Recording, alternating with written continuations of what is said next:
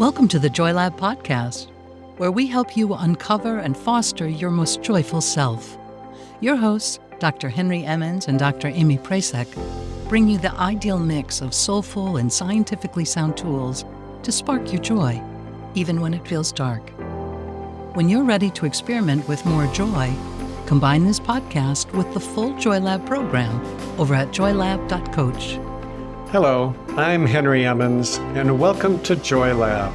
And I'm Amy Prasek. Here at Joy Lab, we infuse science with soul to help you build your resilience and uncover your joy. We are talking about sleep today, and it is a perfect self-care practice to focus on. So coming on the heels of resolutions and our downsides of self-care conversation, here is something really good to focus on: sleep. And we're also going to highlight a few other self-care practices the rest of these Saturday episodes for this month. So I'm going to start off with a poem from William Shakespeare. Here it is. Weary with toil, I haste me to my bed. The dear repose for limbs with travel tired. But then begins a journey in my head to work my mind when body's works expired. So we're not really talking about sleep, I guess, more about sleeplessness. Right? But we are going to talk about some strategies to recover sleep and rest, and hopefully get rid of those words like work and toil when it comes to sleep. Well, as you probably know, Amy, I have built a bit of a soapbox regarding sleep, partly because it's something I've struggled with myself on and off. And of course, it is such a common problem. I think everybody I know has had occasional problems with insomnia, just a night or two here and there. But there's also huge numbers of people who have chronic insomnia, which means it's just become a long-term problem. And if any of you listeners have ever gone through that, you know how important it is to get some relief from it. Almost everything in our world, our body, our mind, and everything around us seems to work better when we get decent sleep. But really the main reason for my soapbox is that sleep has such an impact on depression and anxiety, which is largely the kind of things I work with. So if you fix your sleep problem, you have just doubled your chances of recovering from something like depression.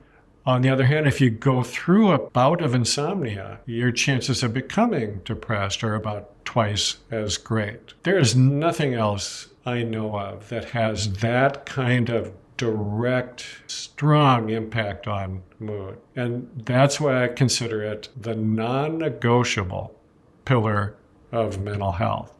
Yeah, it is profoundly shocking how much mood can be impacted by sleep. But I don't think you realize it, or at least I didn't until I was able to sort of come out of depression, then to see how severe the impacts can be. You sort of get lost in depression, that sometimes it can be hard to see what is causing some of those shifts. So yeah, let's work on it. Now is the best time to do so.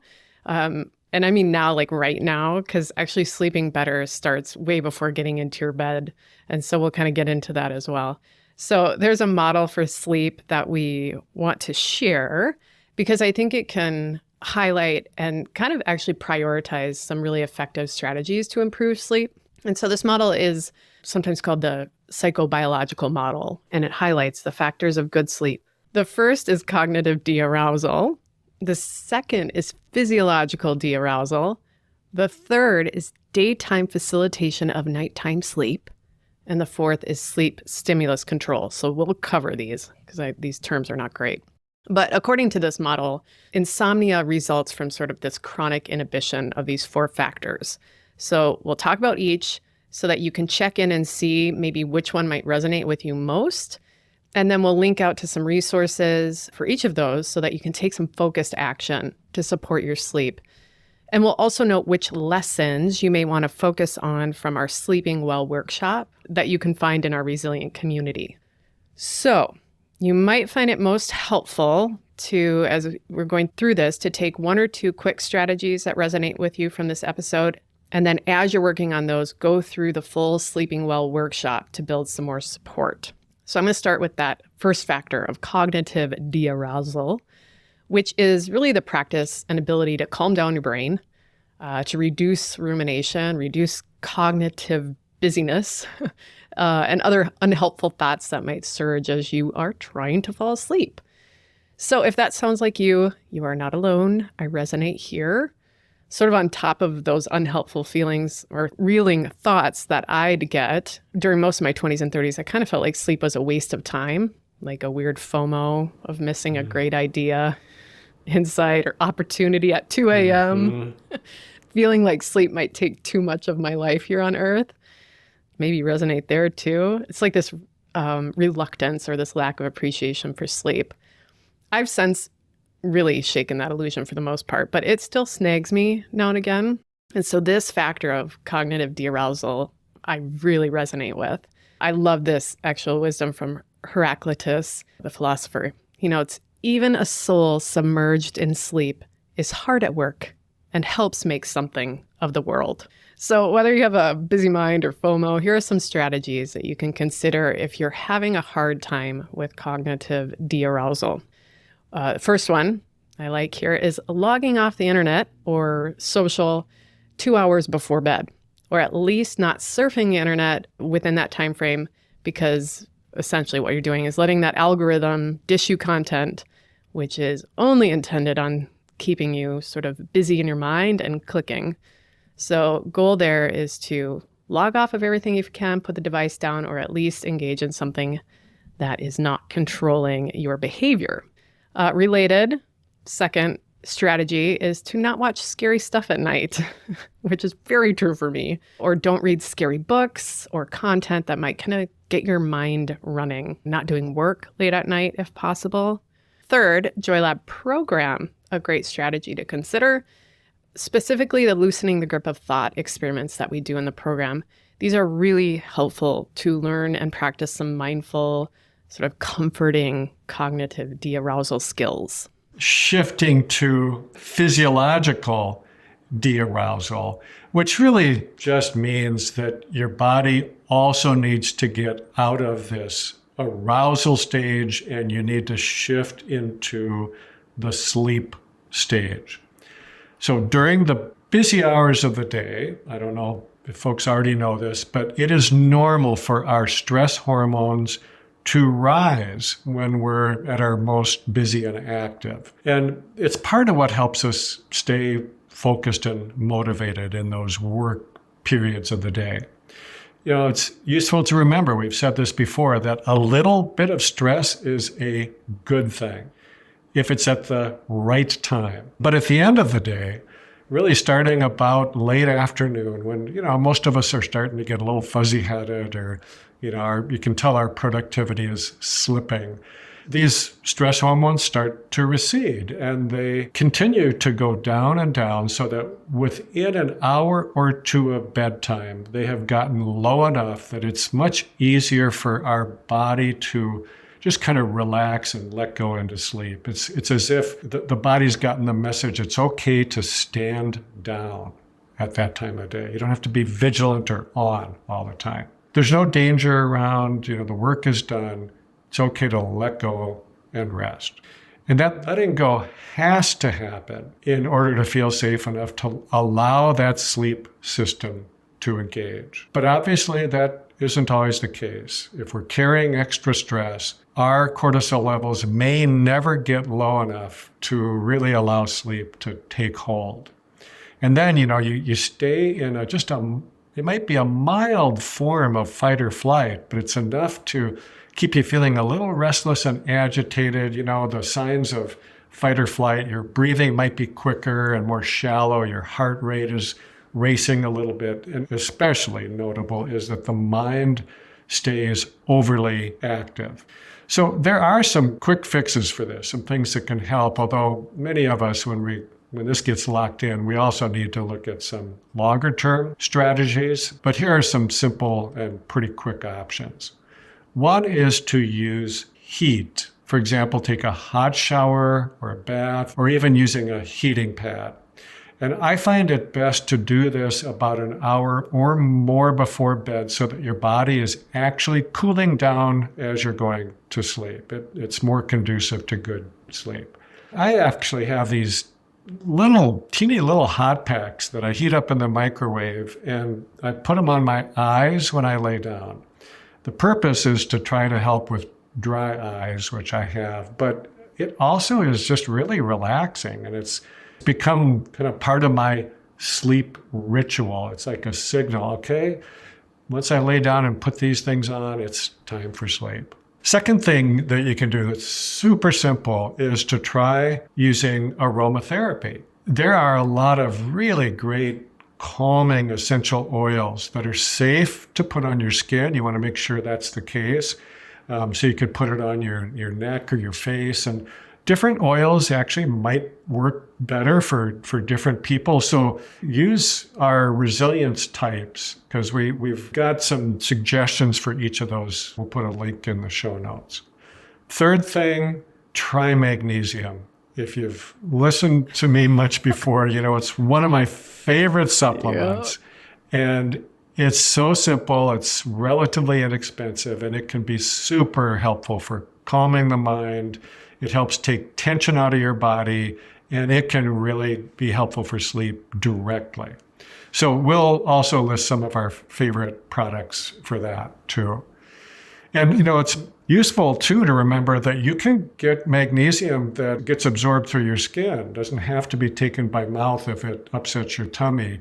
And I love this for sleep, to get a magnesium lotion or ointment that you might rub on your feet or on tight muscles. Or you could even take an Epsom salt bath, and then your whole body gets immersed in magnesium. And you do absorb some of it. So even if you just don't love taking supplements by mouth, it's a really nice alternative. And then, if you want more, we got a lot more of these kind of suggestions, both quick and easy and longer term, in lessons 7 and 8 in the sleep workshop that Amy had mentioned earlier. Yeah. Epsom salt baths, big stamp of approval on that one. We just had a fix of our bathtub, so I hadn't taken a good bath in like 5 years. And I just poured in salt like it was coming out of a mine into my bath water, grabbed a book, Lessons in Chemistry, which was fun to read. And I came out feeling like everything just kind of eased a bit. It's surprising how effective Epsom salt baths can be. So, all right, let's roll into that third factor. It's daytime facilitation of nighttime sleep. I see this as really about managing stress during the day, employing skills to not let stressors consume you and then hop into bed with you later on. So this factor might be particularly relevant if you're experiencing a lot of stress or depression or anxiety. This factor may also be great to focus on if you've had a hard time sort of judging your sleep, which can be called paradoxical insomnia. It's that kind of insomnia where objective measures like a sleep tracker might say that you are sleeping like a champ, but then you wake up and you do not feel like you slept like a champ. You would have said you were up all night. So this can be an interesting factor to address that. And our element this month, actually, savoring is great for this factor. There's some interesting research to specifically support savoring as a strategy to support this daytime facilitation of nighttime sleep. And I think also this factor highlights how important, but sort of underutilized and understudied it is to examine and to practice strategies that may positively affect sleep experiences. Right? So it's not just about avoiding insomnia, but we can actually engage in practices that enrich our sleeping lives, make them more nourishing. So for somebody that thought sleep was a waste of time, like, it's an epiphany for me. We can make that period of our life even more enriching. I think that's kind of fantastic.